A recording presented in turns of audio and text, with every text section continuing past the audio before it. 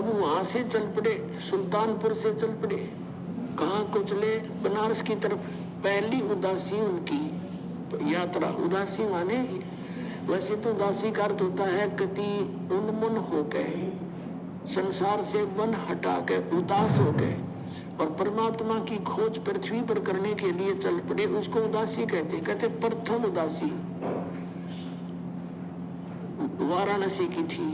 अब रास्ते में वो ये पहचान करने के लिए कि हो सकता है वो कहीं और भी इस ज्ञान का कोई परिचित हो, तो जहां पर भी रास्ते में कोई साधु संत का कोई डेरा देखा वहां पहुंच गए। नानक साहब जी प्रस्थान तो कर ही रहे थे बनारस की तरफ, वहां प्रश्न करते उन्होंने फिर क्या किया, 7 श्लोक सिलेक्ट कर दिए गीता जी के। वो शपथ श्लोक की गीता कहने लगे कि इनका उत्तर दे दो, इसमें सारी गीता का निष्कर्ष है। जैसे ऊर्ध्व मूलम अधः शाखम, ये मूल परमात्मा कौन है? 18वें अध्याय के 62वें श्लोक में कहा कि उस परमेश्वर की शरण में जाओ। वो परमेश्वर कौन है?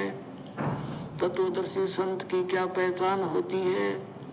इस तरह के उस परमात्मा ओम तत्सत का भेद बताओ। इस तरह के प्रश्न उन्होंने 7 श्लोक सिलेक्ट कर दिए गीता के। वो शपथ श्लोक की गीता कहने लगे कि इसमें सब निष्कर्ष आ जाता है गीता जी का।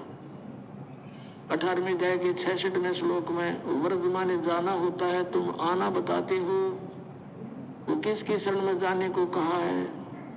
इस तरह के वो प्रश्न उन्होंने किए, कहीं उत्तर नहीं मिला। फिर उन्होंने देखा, उनको विश्वास नहीं था कि भगवान रिक्जुलाहा धारक के रूप में भी काम करता होगा, लेकिन चल पड़े थे कि देख तो लेता हूँ। और वो बता रहे थे कि मैंने स्वामी रामानंद जी से दीक्षा ले रखी है, कबीर साहब ने कहा था चर्चा के दौरान। तो उन्होंने जाकर के पूछा कि यहाँ कोई स्वामी पंडित रामानंद जी नाम के महर्षि हैं, उनका बहुत बोलबाला था, 1400 ऋषि बना रखे थे, प्रचारक पूरी काशी बच्चा बच्चा उनको जानता था। सभी ने कहा कि वो ऐसे उस आश्रम में रहते हैं गंगा के किनारे। तो वहां पहुंच गए आदरणीय नानक साहब जी,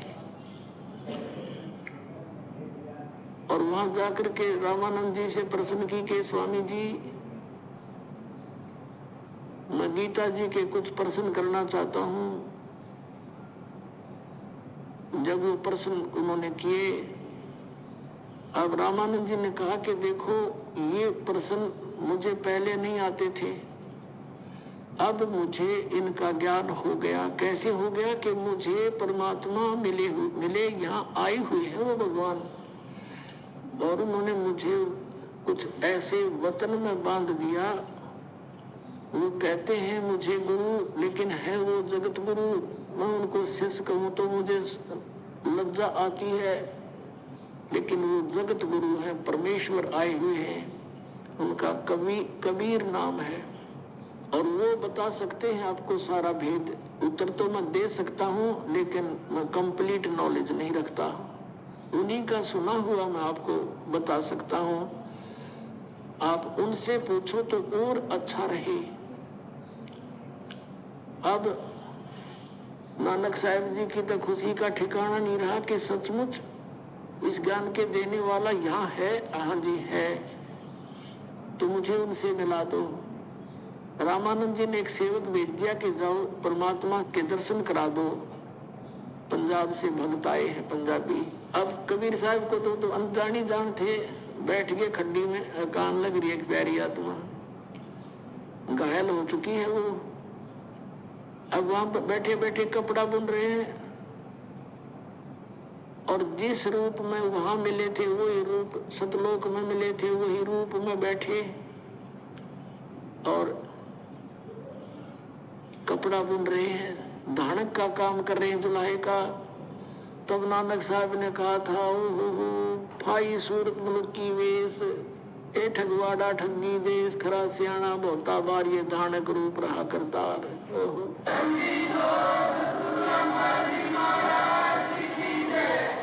अब उनकी उस गुरु ग्रंथ साहिब के अंदर ये वाणी लिखी हुई है आपको सुनाते हैं। श्री गुरु ग्रंथ साहिब के 24 नंबर पृष्ठ पर अंकित है और शब्द नंबर 29 है, 29। एक सुवान दुई सुवानी, नान बल के भोकाई सदा बियाल, कूड़ छुरा और मूठा मुर्दार, धानक रूप रहा करतार। फिर क्या कहा है? मैं पत की पिंद न करनी की कार, वो बिगड़ रूप रहा विकराल, तेरा एक नाम तारे संसार है, तेरा एक नाम तारे संसार, मैं एहो आस एहो आधार, मुख निंदा आख्या दिन रात, और परगर जो ही नीच मनात, काम करो तन वसे चंडाल, ये धानक रूप रहा करतार। भाई सूरत मुल्क की वेश, ए ठगवाड़ा ठगी देश, खरा सियाणा बहुता वारिय, धानक रूप रहा करतार।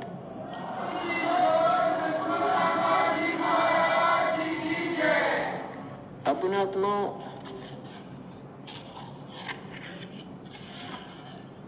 फिर 721 पृष्ठ पे लिखा है कि एक अर्ज गुप्तम पेश तो दर कून करतार, हक्का कबीर करीम तो बेऐब परवरदिगार। परमात्मा से परिचित होने के बाद नानक साहब ने फिर उनकी महिमा गाई है कि एक अर्ध गुप्तम पेश तो दर कून करतार। कून करतार माने ये शब्द स्वरूपी राम अविनाशी परमात्मा, करतार माने सारी सृष्टि के रचनहार, हक्का कबीर माने सत कबीर,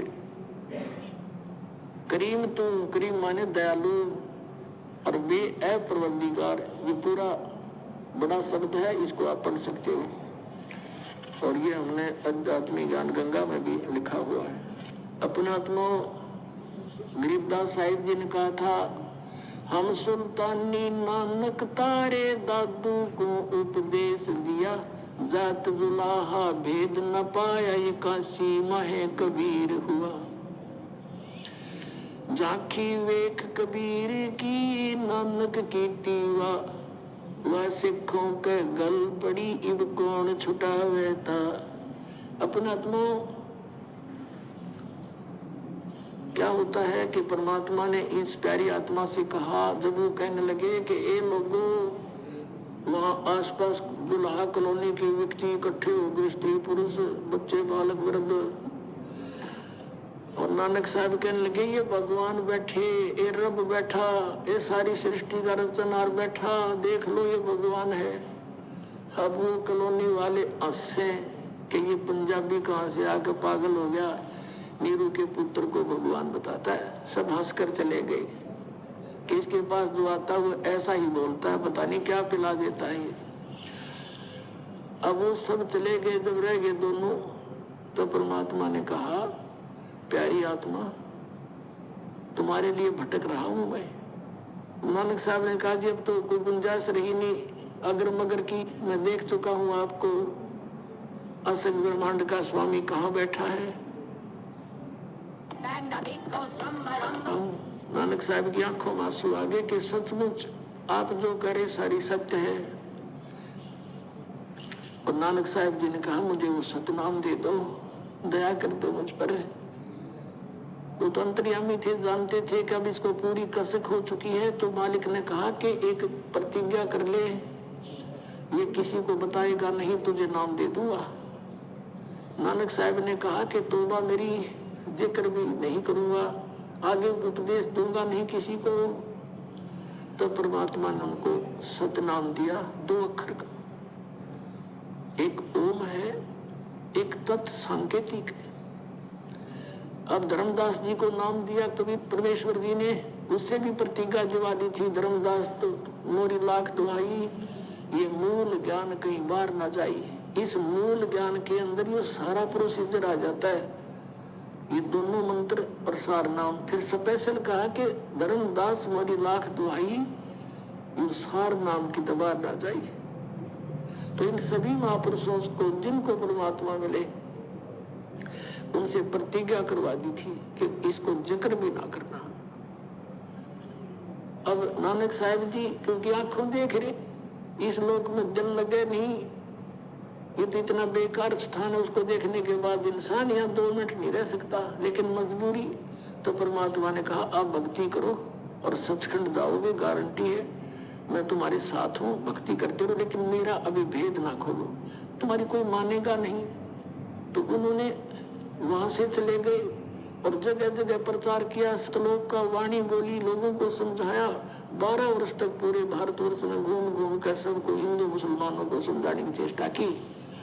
और परमात्मा से मिलने के बाद उनमें कुछ सिद्धियां भी आ गई थी। ऐसा स्वाभाविक गुण है, जैसे चुंबक के साथ लोहा कुछ समय रह जाए तो वो भी अस्थायी चुंबक बन जाता है। तो फिर क्या हुआ, जब 12 वर्ष तक सब जगह घूम लिया, कोई माने नहीं, विरोध करे।